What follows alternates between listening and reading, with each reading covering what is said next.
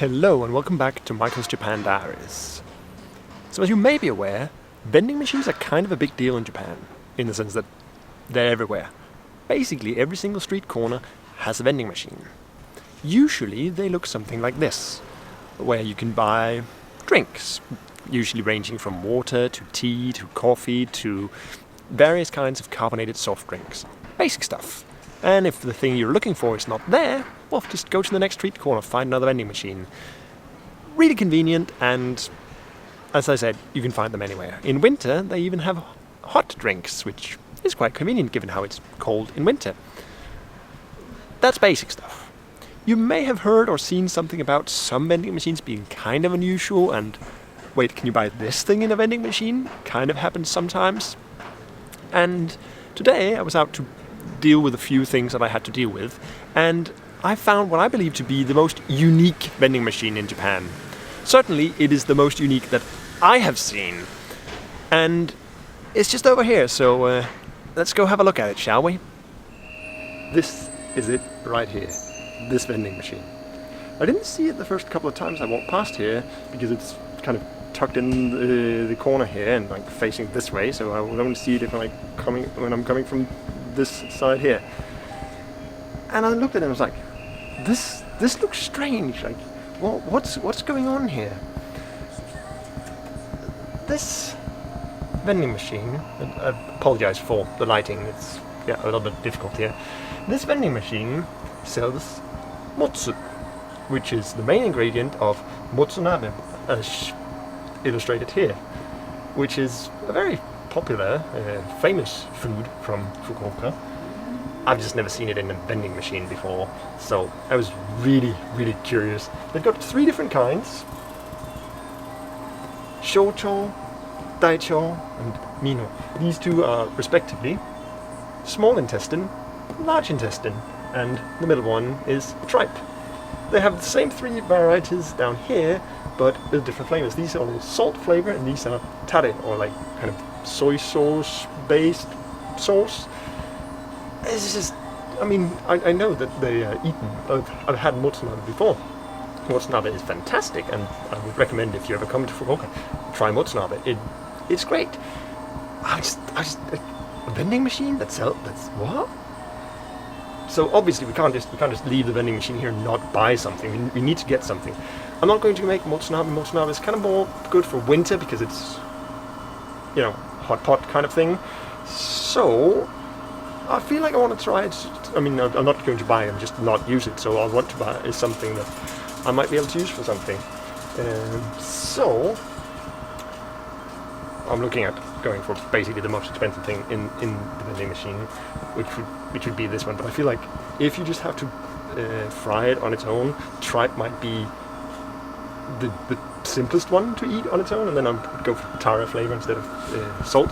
So I have somewhere in here probably money. So let's see if we can figure out how to operate. Well, it should operate like all other vending machines. Let's see if we can figure out how to buy something.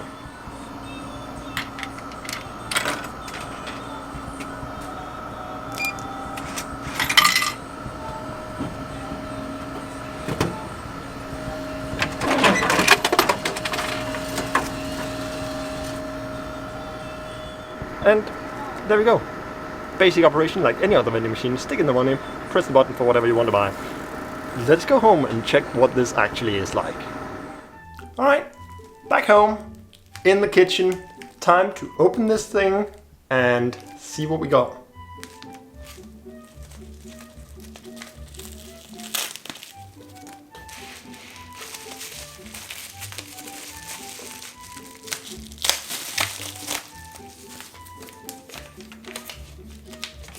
So, here are the contents of the package.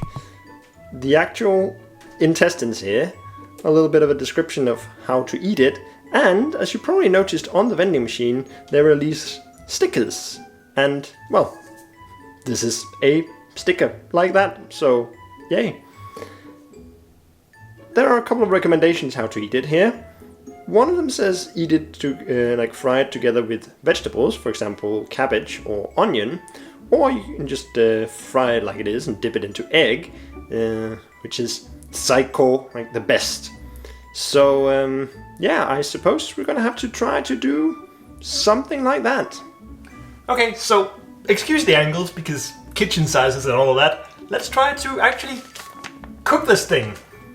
It comes in a convenient little bag with a, what do you call it? There's a little indentation here that you can pull to open it. And I have no idea how to cook it, so I'm just thinking, just dump it in the frying pan, just fry it. What could go wrong? Probably need to turn on that one first. Oof.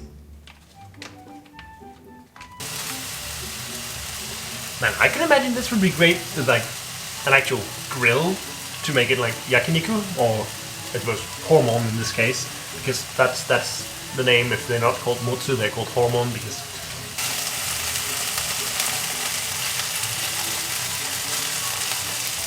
it actually smells pretty good. Also, because this Thai is kind of like a sweet sauce, there's like a bunch of caramelized, well, sugar all over my frying pan. That's a problem for later. Let's just cook this first. Alright, I think that's pretty much done. Let's try it. Alright, pretty much ready to eat. I cooked some rice for it because this is going to serve as my lunch, so I'm not going to just eat intestines. I do want a bit of rice for it. Since it did suggest to dip it into egg, I have prepared an egg in advance. And obviously I need a cute little thing to put the egg in, so let's do that. See, I wish I could use fancy editing magic to make that look more elegant, but I'm bad at eggs. Eggs in Japan are, by the way, completely safe to eat raw.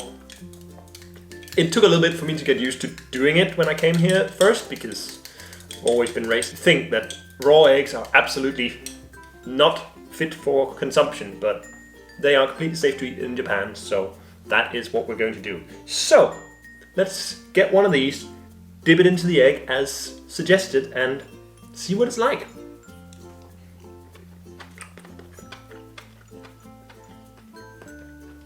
Yeah.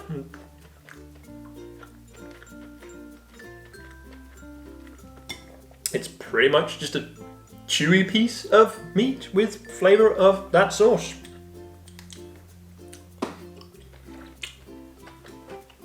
Yeah, it's good. Really good. I'm glad they got the Tada version. The sauce is pretty good. Recommended. Although,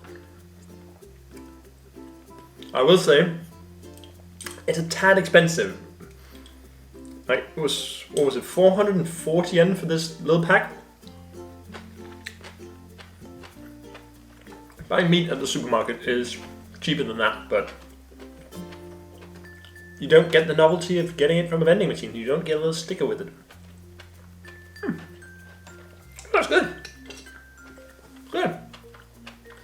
Also, as usual, you will have to excuse the angles of me being, you know, the size that I am and everything else being the size that it is. Sometimes perspective and angles make things look like this. Anyway, thank you for watching this journey into a very exotic vending machine, and yeah, I'll see you again some indeterminate point in the future.